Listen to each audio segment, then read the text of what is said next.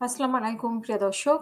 জামাতের প্রসঙ্গ আসলেই মুক্তিযুদ্ধের প্রসঙ্গটি স্বাভাবিকভাবে আসে এবং মুক্তিযুদ্ধে তারা ক্ষমা চেয়েছে কি চায়নি এবং মুক্তিযুদ্ধ নিয়ে ওনাদের অবস্থান কি, আ ওনারা মুক্তিযুদ্ধ মানেন কিনা? ডাকসু নির্বাচনের পরেও এই প্রশ্নটা এসেছে যে তারা মুক্তিযুদ্ধ মানে কিনা? আজকে জামাতের নেতা আজাদ উনি বলেছেন যে মুক্তিযুদ্ধ না মানলে বাংলাদেশকে তো অস্বীকার করা যাবে। তো মুক্তিযুদ্ধ না মানলে বাংলাদেশকে তো অস্বীকার করা হয়ে যাবে বলে মন্তব্য করেছেন জামাতের ইসলাম সহকারী সেক্রেটারি জেনারেল হামিদুর রহমান আজাদ। তিনি আজকে সাংবাদিকদের প্রশ্ন উত্তরে উনি যেটা বলেছেন যে, আমরা বাংলাদেশের আইনি প্রক্রিয়া ও সাংবিধানিক প্রসেস মেনেই রাজনীতি করে আসছি। বাংলাদেশের স্বাধীনতা যুদ্ধ আমাদের অর্জন, আমরা বারবার বলেছি এবং বাংলাদেশকে মেনে নিয়েই কিন্তু সবাই রাজনীতি করছে। আমরা তো তাই। সুতরাং এখানে পেছনের কথা টানার কোনো সুযোগ নেই। মুক্তিযুদ্ধ না মানলে বাংলাদেশকে তো অস্বীকার করা হয়ে যাবে।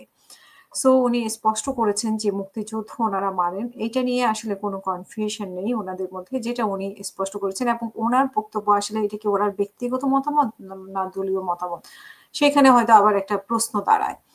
আ তিনি আবার আরো কিছু বিষয় জুলাই সনদ নিয়ে যেটি বলেছেন যে জুলাই সনদের আইনি ভিত্তি ব্যাপারে অবশ্যই আইনি ভিত্তির উপরে আলোকেই জাতীয় নির্বাচন হলে সেই নির্বাচনটা গ্রহণযোগ্য হবে বলে তিনি মন্তব্য করেছেন এবং আমরা আগামী দিনে যেই গ্রহণযোগ্য ইলেকশনের কথা বলছি, সুষ্ঠু এবং ইতিহাসের সেরা নির্বাচনের কথা বলছি, সবটাই সম্ভব হবে যদি জুলাই সনদের আইনের ভিত্তিতে হয়।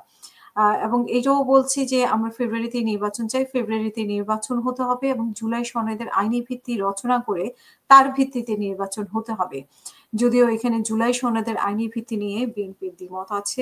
আর শুধু বিএনপিরই না, এটা অনেকেরই দ্বিমত আছে যে জুলাই সনদের আইনি ভিত্তি দিতে পারে কিনা, দেওয়া সম্ভব কিনা। যদিও ২ টো উপায়ের কথা বলেছে আজকে জামাতের নেতারা বৈঠকের সময়, ঐক্যমতের বৈঠকের সময়। কিন্তু আ আমরা দেখে আসছি যে বিএনপি বলছে যে এই আইনি ভিত্তি দেওয়ার জন্য আসলে সংসদ লাগবে। তো সেই ক্ষেত্রে এখন ঐক্যমত্য কমিশনের যদিও আমাদের আজকে দেখেছি যে প্রধান উপদেষ্টা খুব হাসি-খুশিভাবে বলেছেন, খুব সফল হয়েছে। এটিকে অনেক দেশই গ্রহণ করবে। কিন্তু সফলতার এইখানেই আটকে আছে যে জুলাই সনদের আইনি বৈধতা নিয়ে এখন হিসাব-নিকাশ শুরু হয়েছে। সেটি আইনি বৈধতা দিতে পারবে কি পারবে না সেটা নিয়ে। আর আ এবং আব হামিদুল রহমান আজাদ তিনি আরো বলেন যে যদি একটা আইনি প্রক্রিয়া না আসে তাহলে এটাকে স্টেট এভিডেন্স হিসেবে ডকুমেন্ট হিসেবে এটি স্বীকৃত পায় না। তাহলে আমরা যে আগামী দিনের বাংলাদেশের স্বপ্ন দেখছি, সুশাসন, ন্যায় বিচার, গণতন্ত্র, জবাবদিহিমূলক, জনকল্যাণমুখী একটি রাষ্ট্র কায়েম হবে। পুরনো সেই ফেসিবাদ আমলের সবকিছু সংস্কার করে ধুয়ে মুছে পরিষ্কার করে নবযাত্রা শুরু করব। তার জন্য জুলাই চার্টারের আইনের ভিত্তির বিকল্প নেই বলে তিনি মন্তব্য করেন।